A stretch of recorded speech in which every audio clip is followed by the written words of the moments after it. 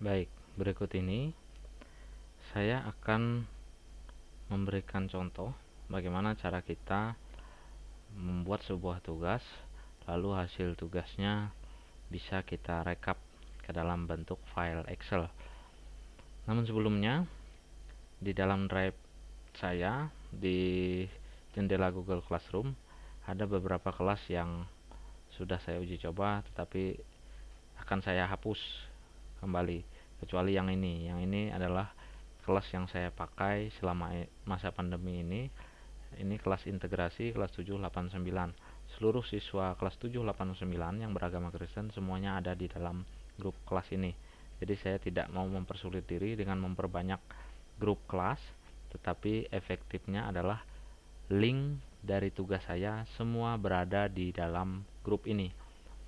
Nah, sebelum kita masuk, saya akan memberitahukan bagaimana cara menghapus grup kelas yang kita anggap sudah tidak terpakai atau tidak perlu lagi.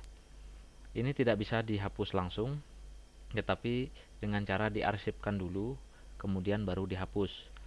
Pada titik 3 di pojok kanan grup, atas grup, itu ada arsip. Kita pilih arsip, kemudian tekan lagi arsip. Kemudian yang ini juga saya anggap sudah tidak terpakai karena ini untuk contoh kemarin. Ini saya arsip, tekan lagi arsip. Nah, untuk menghapus secara permanen, maka kita masuk ke menu utama di kelas yang diarsipkan. Ini menghapus secara permanen. Yang sudah kita arsipkan tadi muncul di menu kelas yang diarsipkan. Baru kita pilih kembali titik 3 itu, kemudian kita hapus. Nah, ini akan menghapus seluruh tugas dan perangkat di dalam grup kelas itu secara permanen. Akan terhapus. Satu lagi kita hapus. Nah, demikian cara menghapus grup kelas yang mungkin salah atau keliru kita buat, supaya tidak mengganggu tampilan di menu utama grup kelas kita. Nah, kemudian seperti yang saya katakan tadi, saya akan memperlihatkan beberapa menu tugas yang simple atau sederhana, yang tidak terlalu merepotkan kita, yaitu dengan cara menggunakan format Google Formulir ke dalam Classroom kita. Di Classroom saya ini, di kelas integrasi ini, sudah saya kirim 10 tugas yang hampir sama, saya posting ke grup WA sekolah supaya wali kelas juga mengirimkan kepada siswanya. Takutnya mereka, anggota kelas saya ini, tidak begitu memperhatikan notifikasi atau pemberitahuan ke email mereka tentang tugas yang saya berikan. Di menu anggota ini sudah tergabung 95 orang siswa. Ini 95 orang siswa dan 1 orang guru. Gurunya saya sendiri. Nama gurunya bukan nama saya ya, tetapi nama akun kita. Nah, ini banyak siswanya, kan secara otomatis termuat di situ. Kalau mau kita lihat kirim email ke siswa ini, dia akan mendeteksi langsung email Google dari si Kezia, nama profilnya. Baik, seperti yang saya bilang tadi, tugas kelas yang sudah saya muat ada berupa materi. Ini ikon materi, ini ikon materi, tapi di dalamnya juga ada tugas, misalnya seperti ini. Kita masuk. Nah, di sini ada tampilan tulisan berwarna biru bergaris. Ini menandakan bahwa ini bukan tulisan biasa, tetapi ini tulisan yang mengandung tautan atau link, bahasa Inggrisnya link, dalam bahasa Indonesianya tautan Google formulir yang sudah saya buat. Saya berikan kepada 95 orang itu tadi. Kenapa di sini tertulis 0?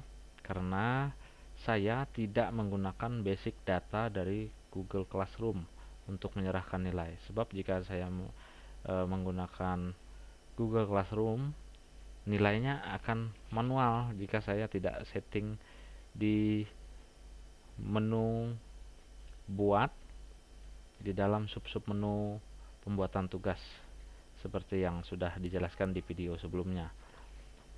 Oleh sebab itu, cara simple dan mempermudah guru dalam merekap hasil siswa bekerja yaitu dengan membuat link Google formulir. Oleh sebab itu, makanya saya bilang lebih mudah membuat Google formulir, lalu linknya kita pastikan ke dalam menu tugas kelas seperti yang sudah saya buat di dalam menu tugas kelas ini. Nah, ini sudah ada 10 tugas kelas. Nah, bagaimana cara saya merekap hasilnya? Cara saya merekap hasilnya adalah dari drive saya.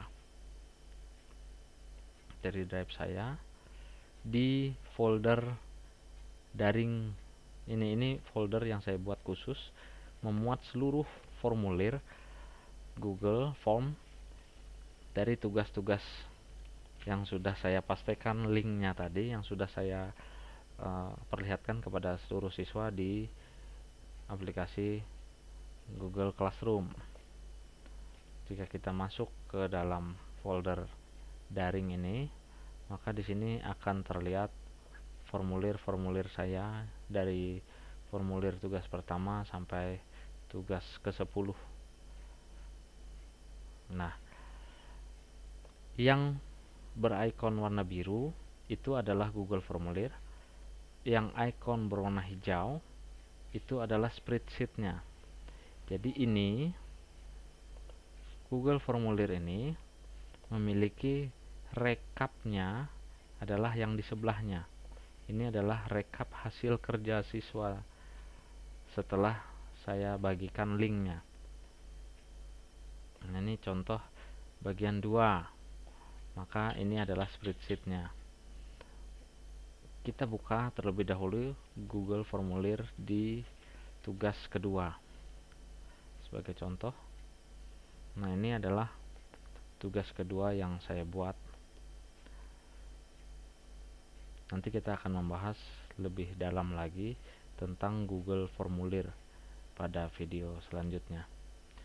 Nah, ini jumlah responden atau respon siswa yang menjawab akan tercatat secara otomatis sebagai respons atau responsis dikatakan oleh aplikasi ini. Ada 59 orang yang menanggapi formulir saya. Bagaimana cara saya menampilkan spreadsheet-nya? Jika Bapak Ibu belum menampilkan spreadsheet, maka ini ada ikon respon di spreadsheet. Kita tekan ini, tetapi berhubung punya saya sudah saya buat, maka spreadsheet-nya adalah yang di sebelah formulirnya.